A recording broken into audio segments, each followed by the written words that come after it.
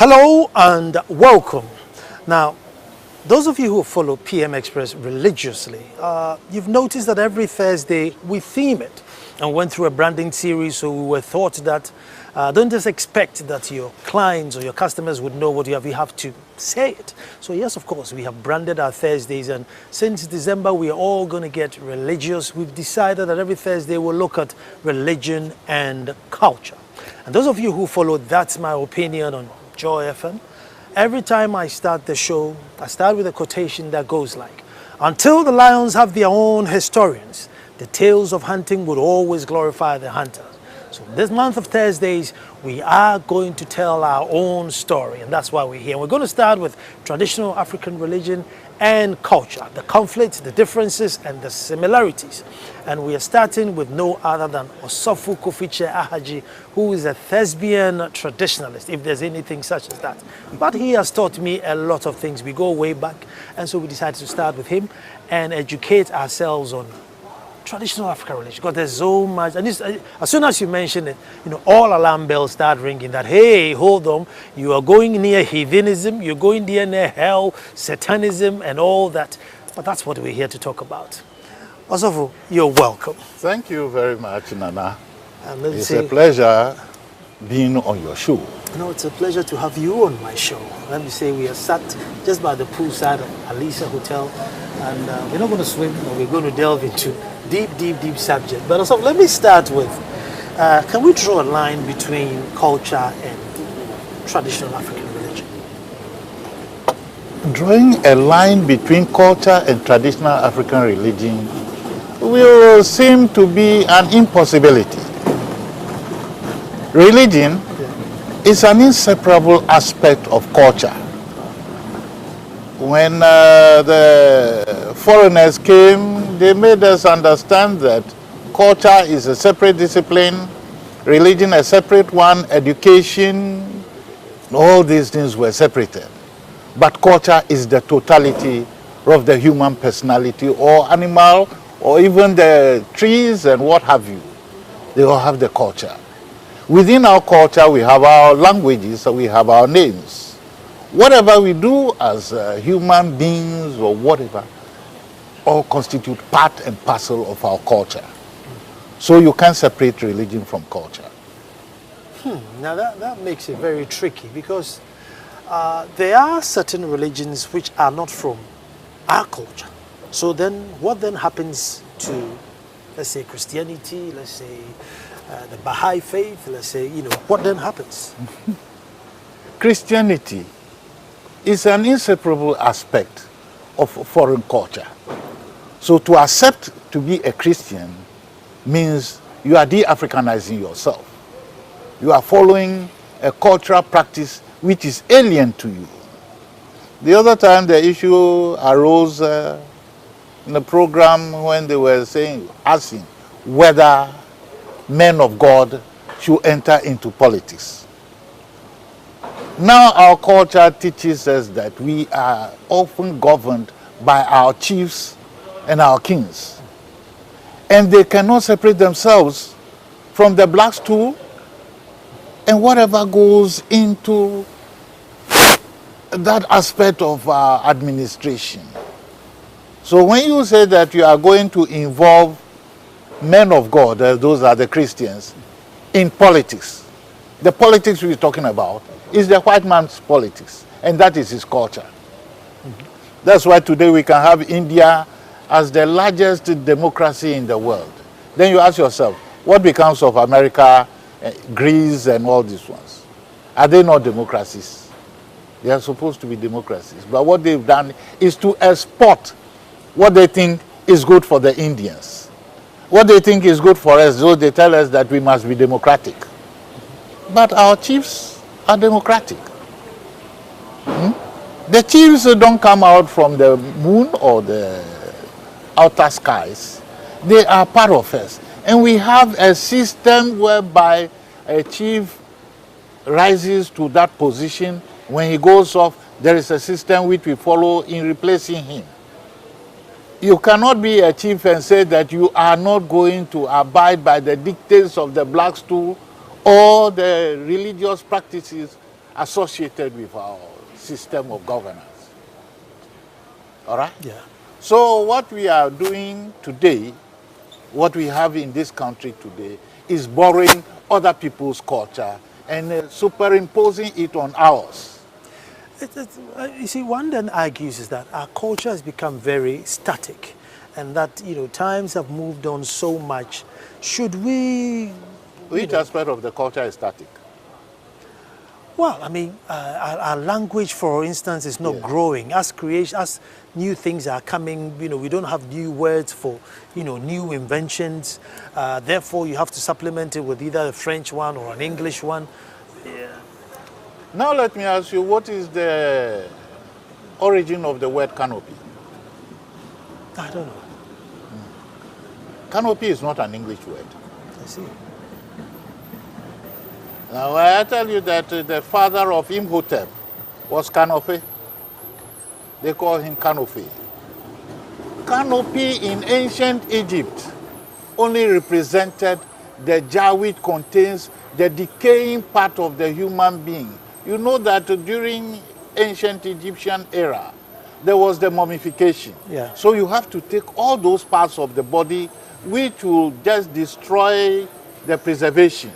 So they put them into a jar.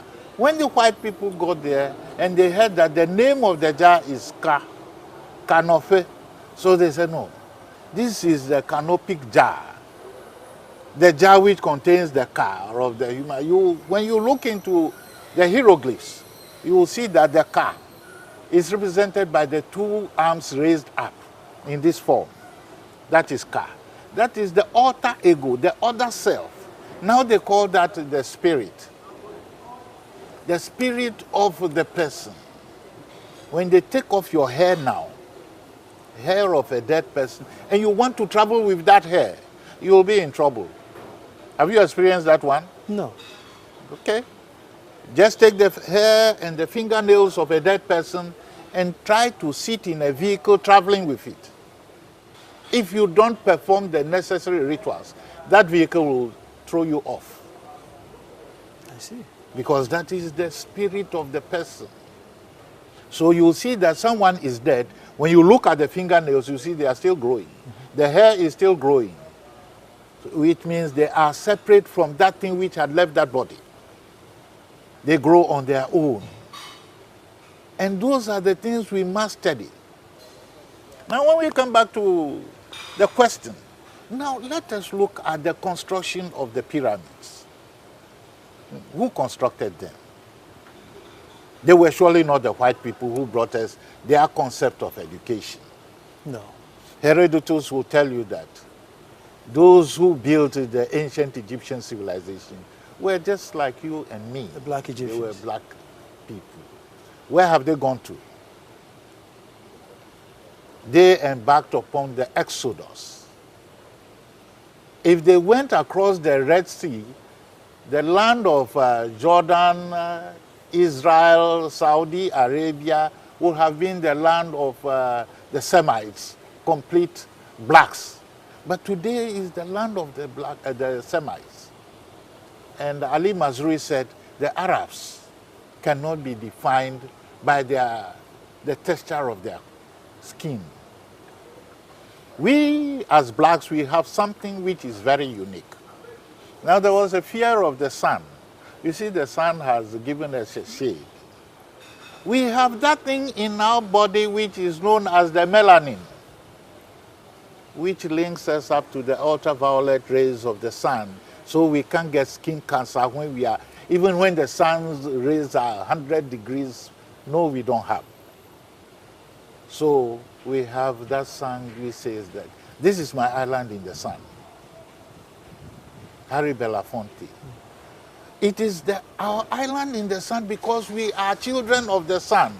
So we say, I, the son, S-O-N, and the father, S-U-N, are one. And the white people took that one and transpositioned it and said there was somebody called Yeshua ben Yosef or Jesus the Christ who said, I and the Father are one.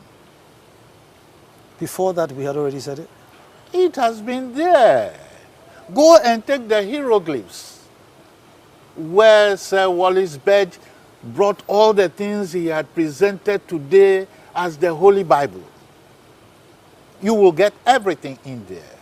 The book of Psalms, which was supposed to have been written by David and Solomon, you will get all in there. They have been written down. In fact, when you look at this one, what is it? The oldest known Bible goes online. Where did they get it? They got it from Sinai Peninsula. And Sinai, up till today, is part and parcel of Egypt. So if the Bible came out of Egypt, what are we being told? Why are they lying? It means that what came out of Egypt is not what is being presented to us. So you go into the book of Samuel, the first book of Samuel, chapter 1, verses 1 to 12. They will tell you that Samuel was born out of the magnanimity of the deity in the shrine. But today they say it's the temple of God. Let's admit that one. All the things which are said today that the Trokoshis are doing is the same thing which Hannah said in the Bible. That the son given to him by that energy, that son, no razor is to touch the hair. And that is what we have. Now we have the Rastafarians, the children of Ra. They don't shave their hair. But that was what was done in the Bible. That was what our ancestors do. Today, if your wife does not give birth, you have a marriage, and several years you are not having any child, go to the shrine.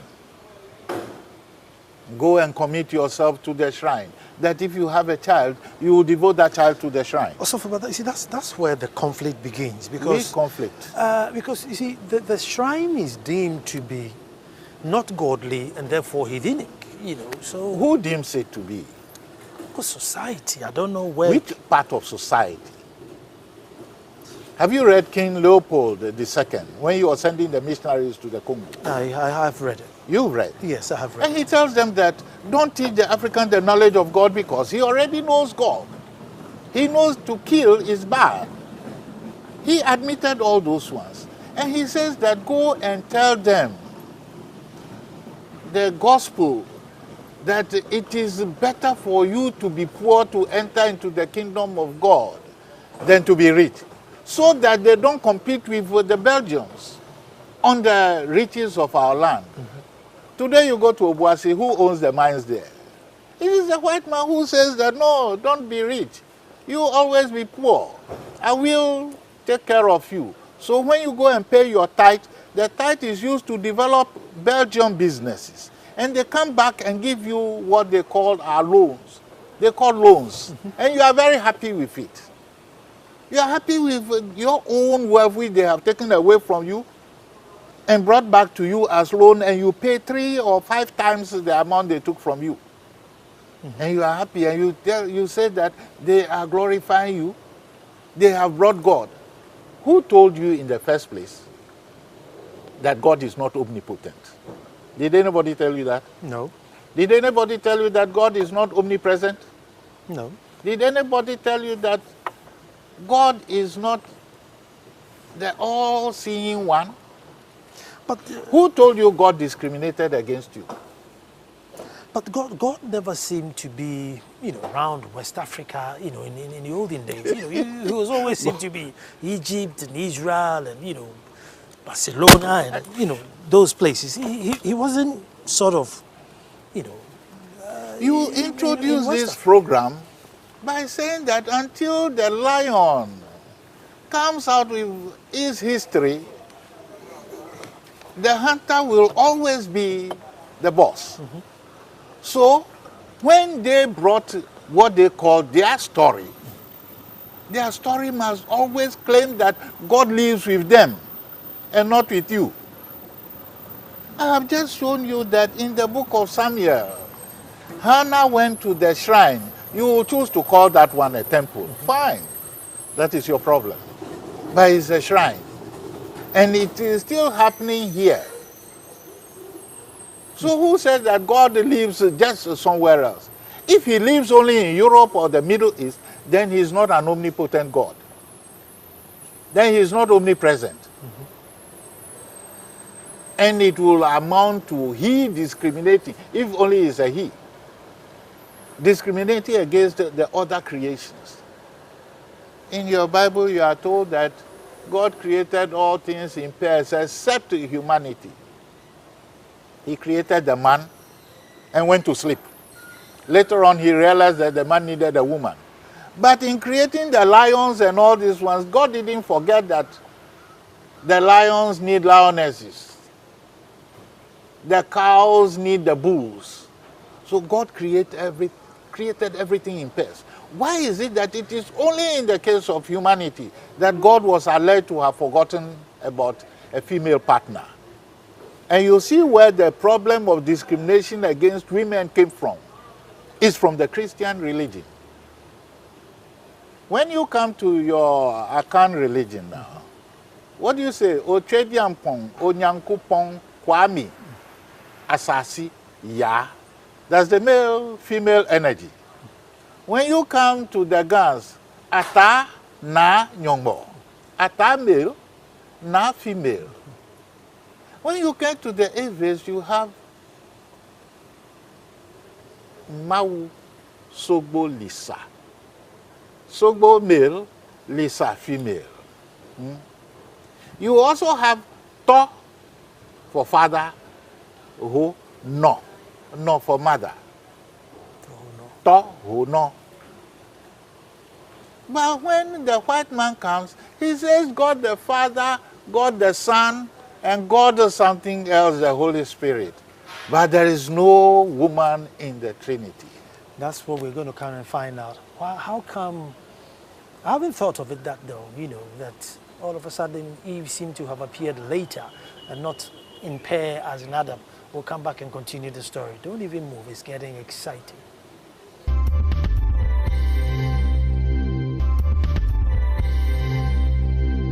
Well, thank you very much for staying. Of course you stay because it's getting really intriguing. Even I stayed. Well, just before we went to the break, we just want to find out how come, before the age of the Bible, it was all, man and woman, male and female, and then all of a sudden we go to the Eden, and then Adam comes, and then it takes a couple of weeks before Eve pops up. Is there any particular reason why she comes late in the story of Genesis? Well, the story of Genesis is a fallacy. Now we have a book known, authored by Sir Wallace Berge, and he named that book the Book of the Dead, or the Book of Life and Death. Why did he name it the Book of Life and Death? He named it the Book of Life and Death because when you are born in ancient Egypt into the royal family, you have a scribe who will record your birth up to your death. When you are dead, they roll the papyrus scrolls and put under your pillow in the grave or the tomb. They called it the sarcophagus. So when all these grave looters went and found these papyrus scrolls, they sold them. A whole lot went to the Russians, who in turn sold them back to the British. And when they transcribed, then they had to coin the story. But then when you go into the Vatican, that's where you have most of the stories about ancient Egypt. All their discoveries, everything. How did that come about? I believe in your study of the white man's story, you might have heard about Julius Caesar going into Egypt and marrying or raping Cleopatra. Cleopatra, we have always been made to believe she was white. But J. Rogers says that Cleopatra was a typical black woman. From Ethiopia? No, in Egypt. Okay. Now you know what happened. The naming and all these ones. The white man, I asked our producer how she came by all these foreign names. And I asked the gentleman over there how he came by the Lord and what have you. I have a pamphlet in my bag which I won't bring out. It's the 90th anniversary celebration of the EP Church of Chama. All right, somebody said he heard of the missionaries preaching the gospel, so he went there. And when the missionaries came to Chama, what did they do? They renamed all the people and gave them slave names. Now, when you look at the forehead of the Sphinx, what will you see? You will see the head. The head of the python and the head of the vulture are supposed to be here. There, you have the head of, you call it python or cobra. Yeah. You go into India, what do you see? You see a whole lot of snakes in there. When you come to rest, they tell us that Adam, Eve went and was deceived by the snake to eat the forbidden fruit. But I would like to let it be made clear that you, Nana, when you are in your room, you can be in your room with a snake or a python. You can live for so many years. If you don't make up your mind to attack it, it will live with you in peace. But the moment you think that, no, this snake is an unwanted guest, you want to attack it, it develops that super consciousness and defends itself. And you know what it will do to you? It will look at your heel. That is where the life force is. And when it bites there, you are gone. But you can live with the snake. It won't do you anything. Now, to divert us from that story, they said it was the snake which went and deceived Eve. Where did all that story come from? When Cleopatra, I was talking about Cleopatra and Julius Caesar, they had a son called Caesarus. Julius Caesar's wife back in Rome didn't have any child with the woman, with Julius Caesar. So when he came and got Cleopatra giving him a child, he said, no, I will stay here. Then the Romans said, no, you as our general, you can't go and live with a woman. Come back home. When he got back home, Cleopatra wanted to prove her loyalty to him. So she gathered the scribes with all the inventions and what have you, and sent them to Rome to show them that, oh, in fact, she is actually in love with Julius Caesar. It was at that point that they killed Julius Caesar. And what did Julius Caesar say in the final stages? She asked Brutus, Ete Brute, and you Brutus too? You have bought into that story? And Brutus stabbed him to death. Then Mark Antony went and married Cleopatra so that they can continue and understand the mentality of ancient Egyptians who built the civilization of the Nile Valley. They have got their stuff. When you go into the Vatican today, you go into the underground, you will still find those papyrus scrolls. We have a papyrus called the Turin Papyrus. I don't know if you know what a papyrus is. What, the bark, you know, like the beaten bark? No, right? it is a plant. It grows with the leaves standing on top of it. Like what my people use in making the cha-cha, that mattress. But this one is triangular. So you remove the back and you cut the inner stuff. Soak it in water 2 weeks. You put a weight on it. Another 2 weeks, you take it up, you have made paper. And you have papyrus growing along the Nile in the Lalibela region of Ethiopia in the Tana Lake. And papyrus is such a plant that crocodiles don't drink water. You know that one, I believe. Yes. Okay. So papyrus soaks water. When you read in the Bible, they said, and Moses was taken and put into a basket in the river. And the basket was made out of papyrus. The reason was that the crocodile will not come and attack that child in the basket. So when all these things were taken, then they started renaming them. You have a German Ebers papyrus. Ebers is a German. Papyrus does not grow in Germany. So where did they get it from? You have some white Americans in Chicago and all this one. They all have papyrus named after them. The medical papyrus is named the Smith papyrus. Why? Because they want to obliterate your great-grandfather's contribution to civilization. Then they tell you that, oh, you people were living naked.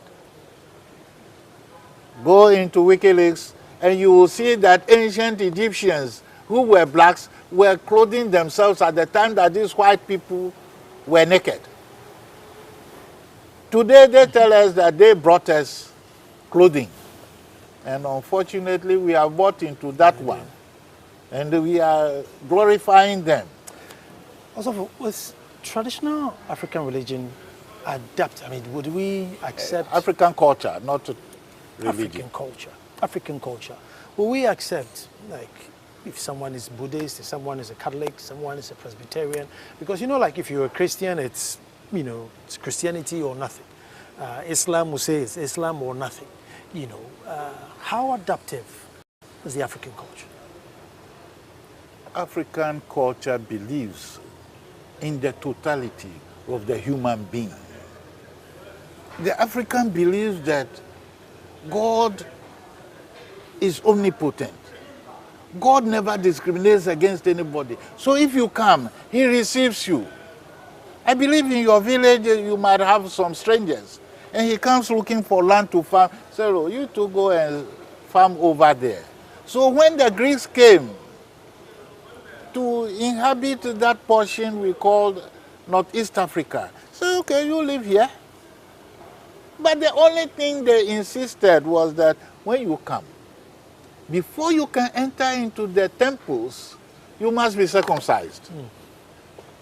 If you are not circumcised, please forget it. You can't enter into the sacred temple. So African has always been receptive, because it is out of the belly of the African that all the other races came from. So when you come, you say you are a Buddhist. But who is a Buddhist? What is the meaning of Buddha? I haven't researched that far. If you research, you will not find it. It simply says, respect the snake. So if we are respecting the snake, we know from way back from Egypt coming down to this place, you know we created a home for the snake deity. You know where that snake deity is? Oh, you should know. It's Dahomey. The home of the snake, Dahomey. You have the snake temple here, then opposite it, you have the Catholic Cathedral of Ouidah. When Pope John Paul II came down to Dahomey, he got down from the car in front of the cathedral, and they were expecting him to enter into the cathedral. He went behind the car and went and paid obeisance to the snake deity. You go in there and you see all these huge pythons. They glorify the snake deity. Then Pope John Paul II said, we have all the powers and the energies, but we are not making use of them. We allow ourselves to be taken for jolly good rights, and we are glorifying our oppression. We have the Snake River in Egypt. They changed the name and called it the Nile. But ancient Egyptians said that river flows like a snake which has gone to take its waters from the highlands of Ethiopia and comes down to the sea. So they called it Sedan, the divine snake river. The Greeks said, no, that name is showing something, so let's change it to Nile. And unfortunately, some of us have bought into that joke, and we say that the Nile actually means Nile. You call it anything. The white man gets glorified. He is happy that you are following his story and you are bandying it about, but he knows what he has done to you. And he has taken your mind away from yourself. And you have become a slave. So Bob Marley will tell you, emancipate yourself from mental slavery. So, you see, one thing that Christianity professes is love your neighbor as thyself.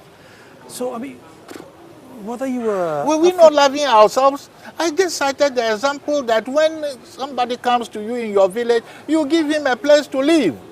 Was that not love? Yes. So what did Christianity bring which is different from that one? All Christianity succeeded in doing is to demarcate a place and call it their own. Whereas we live freely. They come, they say, no, this place is the parish of whatever, and they fence it. But when you go to our shrines, oh, except for a small cubicle there, the whole place is open. You can go anytime. You can stand anywhere and call upon the divinity, and it will respond to you. But in the case of the Christians, they say, you must go into the temple, go and kneel down before somebody who will tell you your sins are forgiven. Meanwhile, he himself is more sinful than you. So Christianity didn't bring anything new. If they succeeded in destroying our heritage. Is there any conflict between Islam and our culture? There is a lot.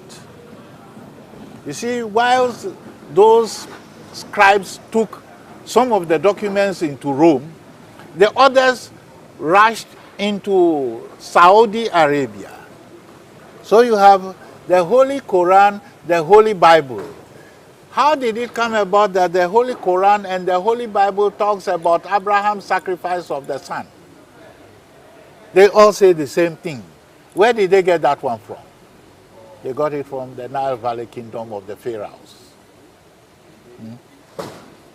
Now today, we leave all that we have. What do you have? The white people, they come in the name of Christianity into Ghana. What is it that they have seen about Ghana? There is something in Ghana. I'm going to take a break and we'll find out what is it they have seen in Ghana. And then, you know, we have really big professors, very well-learned men who lead all these churches. And I'm sure they've read all these things. Professor of what? Theology, who knows? Why aren't we changing our story? Stay tuned.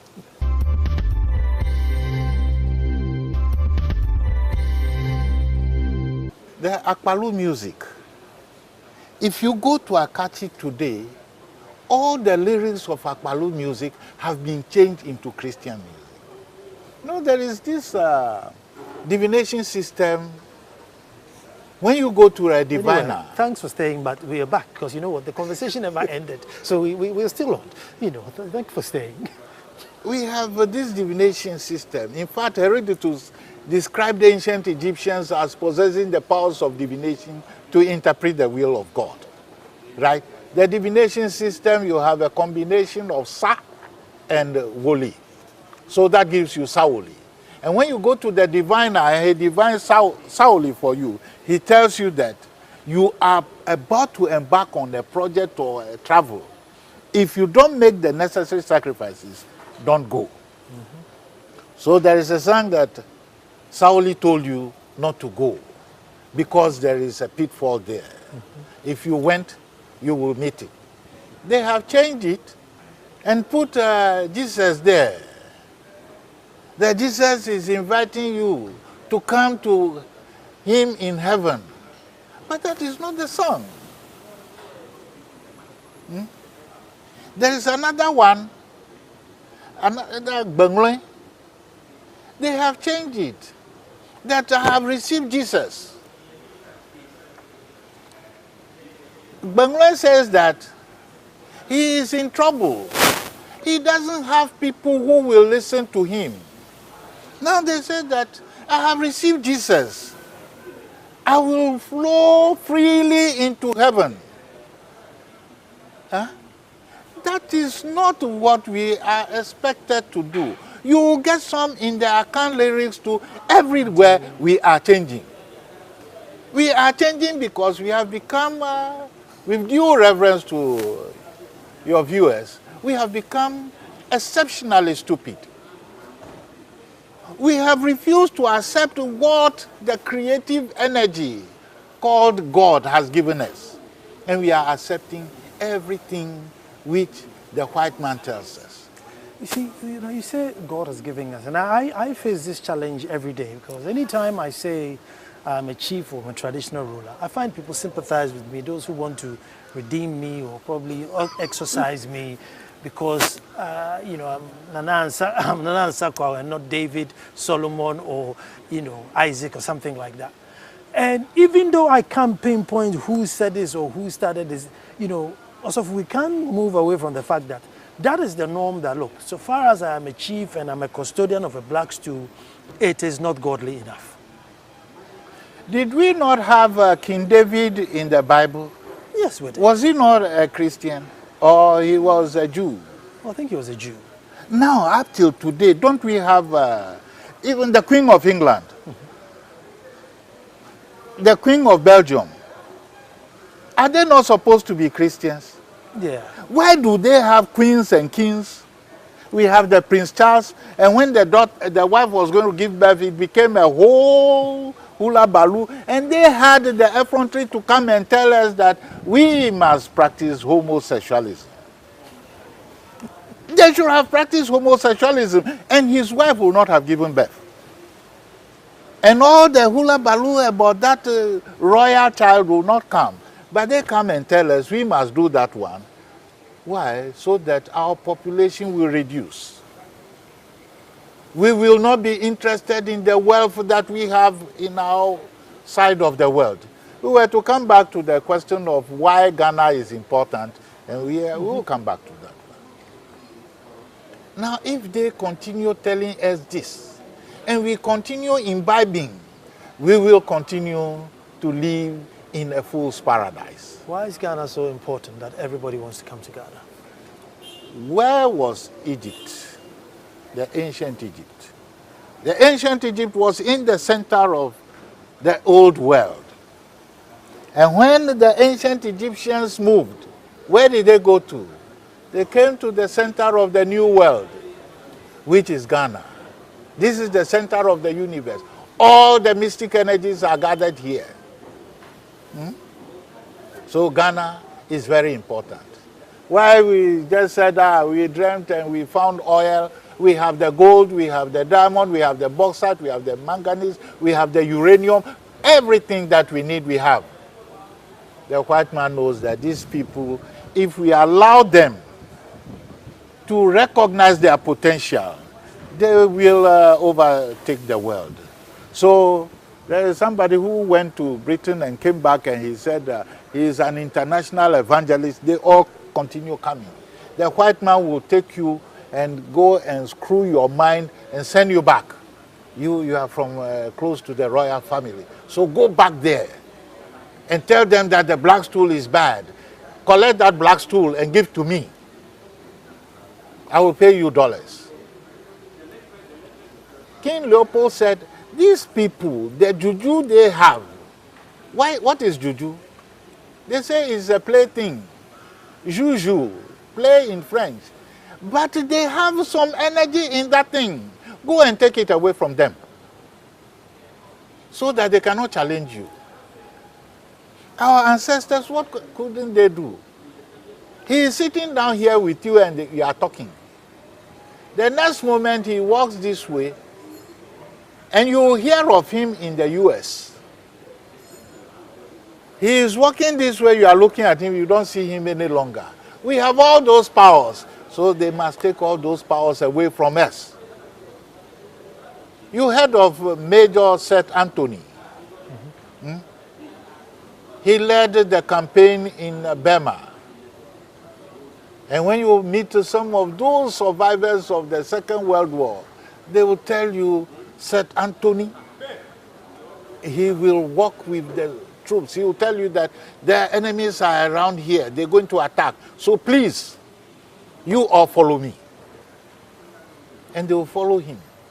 And the enemy attacks don't affect him. Then they will come and grab you. What have we not done?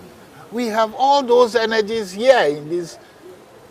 Maybe we have betrayed our heritage. So you say God forsaken country. But we live here. So how can they from there realize we have it and we not have an idea that we have it here? Now when you go to all the bookshops in this country and you're looking for the Egyptian book of life and death, you will not get. Why? Because they don't want you to know. When I got to the US, I went to North Carolina. Walking through a second-hand bookshop, I got the Book of the Dead, and I bought one. I showed it to a driver friend. He said, no, this is not the correct one. There is another one. I saw a bigger one. I bought it. Then one professor from North Carolina University, he said, oh, but this is just a small bit of it. And he took me to the African American library, and I saw a huge one. So they have all these things. And you see, we didn't go to Egypt to go and take anything. We came with our minds and with our divination materials. They went and they lifted mountains. Because every part of Egypt, those rocks, they contain all the sacred writings. So when the Romans had all these papyrus texts and they felt that they have got the thing, Martin Luther got to realize that, oh, after all, what you said was given to you by God is the same thing which has been written on the rocks. So he said, okay, then if you form your Catholic Church, I will start with my Reformation.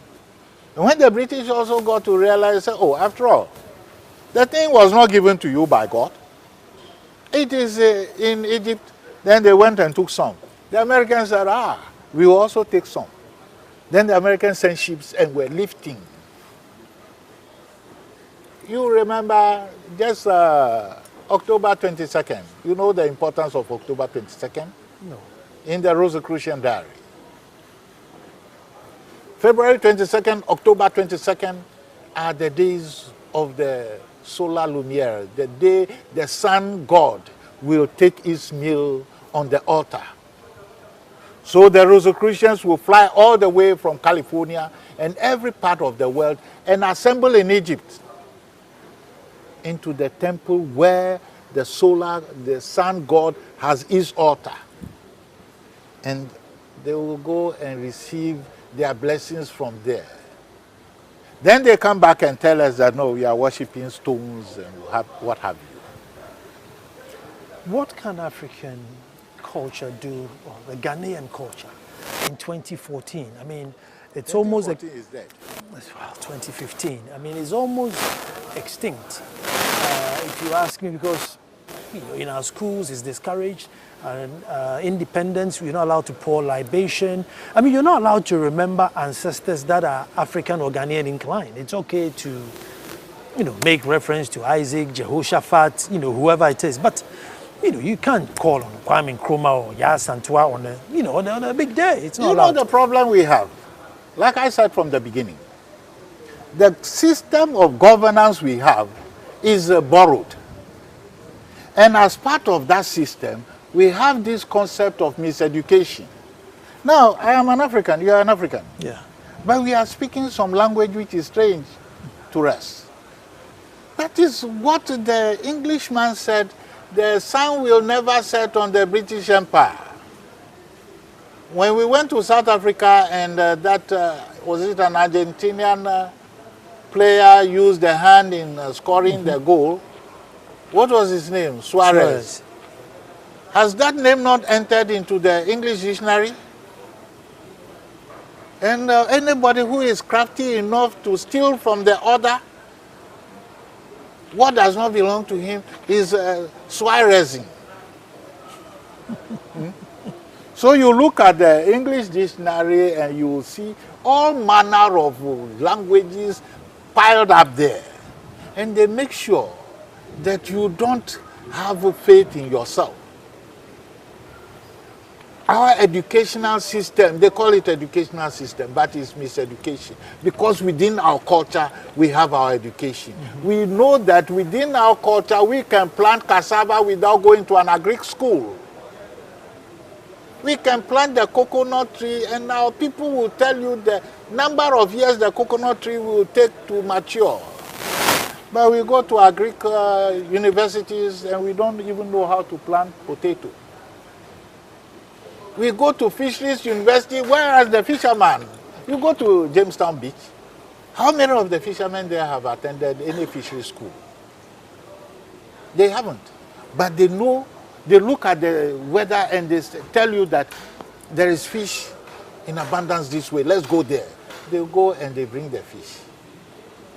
Our people in the villages, they are old people. They look at the sky and tell you it's going to rain. They don't need any machine. Whilst we have meteorological services department telling you it's going to rain today and you expect the rain, it will never come. Look at that old man and he will tell you that it is going to rain, and it will rain.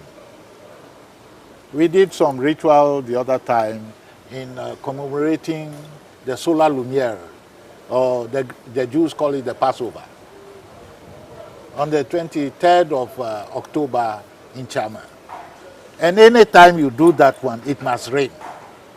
2012 we did it, and there was that rain disaster in Accra where the rain carried people. And 2014 we've done it, and it rains, it takes over the whole country. That is part of the energy which we have, but we don't recognize it. Because our professors, like, what's his name? Your friend, Kofi Wayo, Professor Do Nothing, Professor Minifi. What are they professing? But you see, something which somebody has written. Also, then you go and come and claim that you are a professor. You don't even know how many days it takes, how many seeds are there in a pepper. And you are an agric professor. I don't know. I don't want to divert, but is there a specific number of seeds that are in pepper? Check it up. I will check it up. But let's check it up. If you have Google it. Let's see how many seeds we have in pepper. But you see, my question now is, and going back to professors, I mean, they are eminent, learned people leading. Learned in what? Well, learned in theology, and I'm sure. Whose theology? Oh, the biblical theology, historical theology. Yeah, historical and biblical theology. Did they invent those ones, or somebody wrote and gave to them to learn and get graduated in somebody's thing? Surely they must have come across, you know, the Cabra cast and stuff along the way. No, they don't want to look at them. Is he Professor Kofi Anidoho? The other time he appeared on telly, GTV, and said that he is part of those who benefit from the decadent system. They know that the thing is not good, but who says no Kofio? With apologies to KSM, the no Kofio they will take. They will have to hold on to it. They will have to continue miseducating the people, misinforming us because of the no Kofio. But I think also we have to do a part 2 on this show. I don't know how, but we'll speak to Jennifer and find out if we need to continue this conversation, because we have only just begun, you know, and I think we have to complete this conversation. But every Thursday you tune in, and this is the line of conversation we are going to have. The conflict between religion and culture. So next week, Thursday, we're coming back to you on the same subject. Stay tuned.